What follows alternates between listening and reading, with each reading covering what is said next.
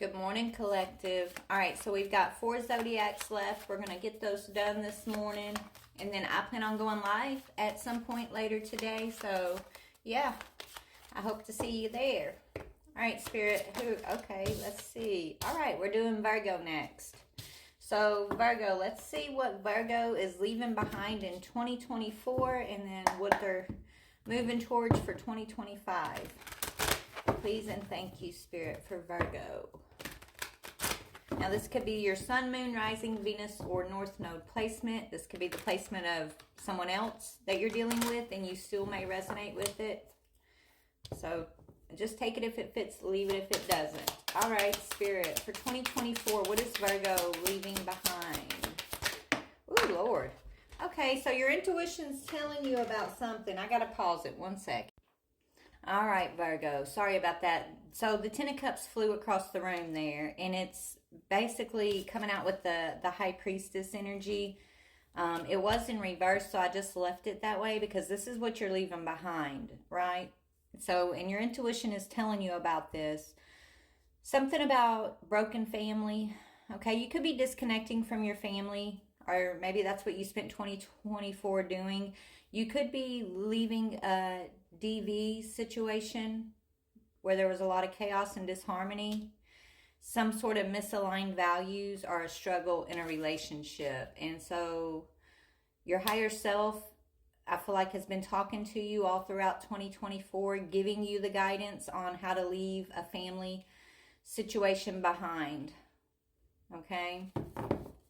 So as you leave that behind in the timeline of 2024, what are you moving towards for 2025?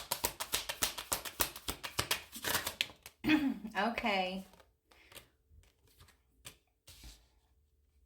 There, you could be facing some burdens around a home or, marriage possibly.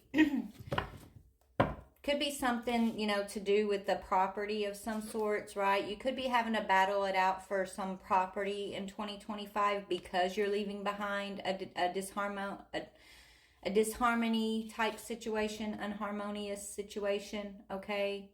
Maybe you and the person or the family that you're leaving behind could have shared in either a business or a property, some sort of home possibly. And so it looks like you're going to be feeling some burdens as you kind of battle it out. So you're leaving someone behind because of the chaos, but you also have to, as you leave this behind, you're going to be moving into some sort of, maybe a court battle is kind of what I'm seeing here, over a home or property. That's what I'm seeing.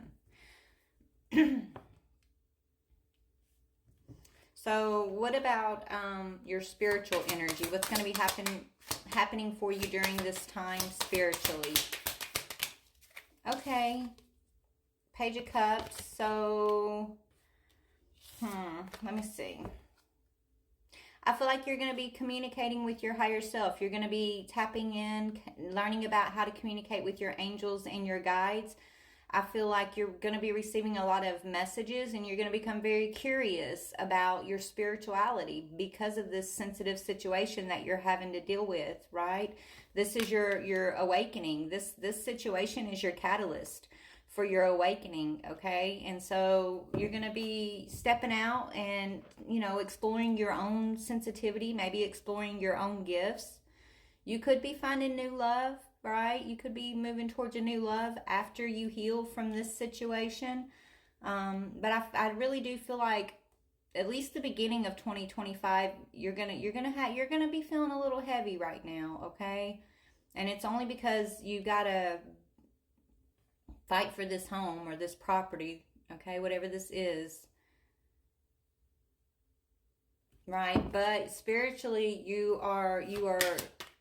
spiritually, you're talking to your angels and your guides, so that's beautiful, right? You're learning how to listen to your intuition, listen to your heart, and you're gonna be battling sentimentality though, because I feel like you're a hopeless romantic, and that could be why you stayed in a situation longer than you should have, right? And you were ignoring your intuition because you are kind of like a hopeless romantic, and you really, really wanted to try to make something work. And so I feel like you let somebody stomp all over your boundaries, and so I feel like your spirit team is getting your attention. They are talking to you about self-love. They're talking about, your boundaries, and just teaching you about your own self-worth during during 2025. Okay, I feel like you're on your beginning journeys of self-love here, and you're having maybe your first awakening. Okay, you're gonna have more than one along the way,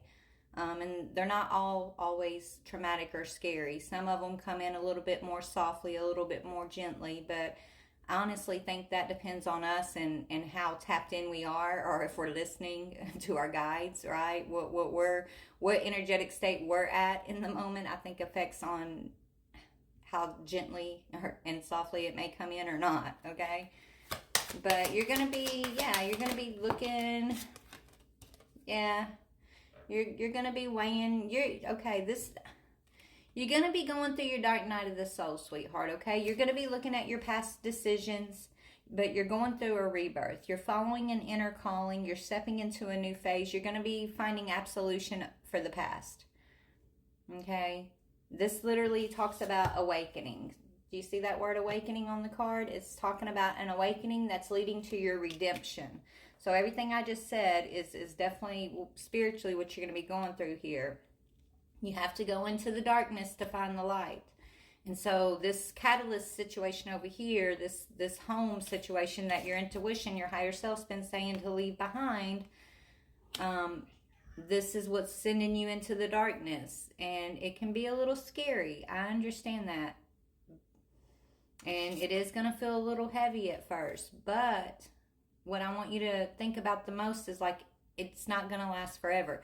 These burdens, this heaviness, eventually this will lighten, okay? You just, the sun will come out again, I promise.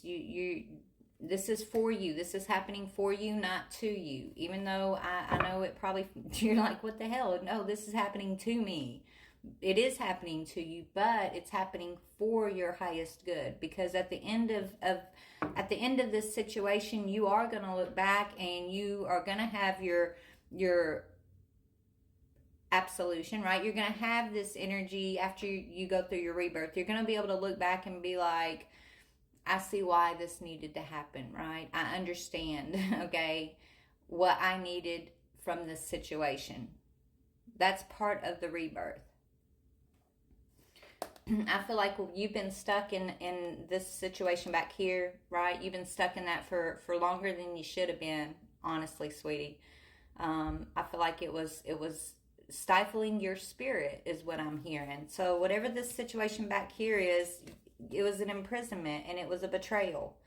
Okay, look at that, 8 and 10 of Swords. Wow, so this is life-changing energy, and it's supposed to be because it's happening for your highest good. But it's also very painful, and it's going to send you into a tailspin of mental conflict, right? It's like your biggest battle is going to be your mind, your thoughts, your perception, right? When you get sit into the darkness because of this situation, are you going to sit in that darkness and believe every defeating thought and let the enemy overtake you? Or are you going to start searching for the light, searching for your connection to the divine, to the spiritual realm, to your higher self, right? Like you got a choice when you're sitting in that darkness, what to do. Only you can bring yourself out of this 8 of Swords, 10 of Swords energy. Okay, and where the battle is won or where the battle is lost is when you're in the 5 of Swords, right? When you're in that mental energy, that those thought processes, okay?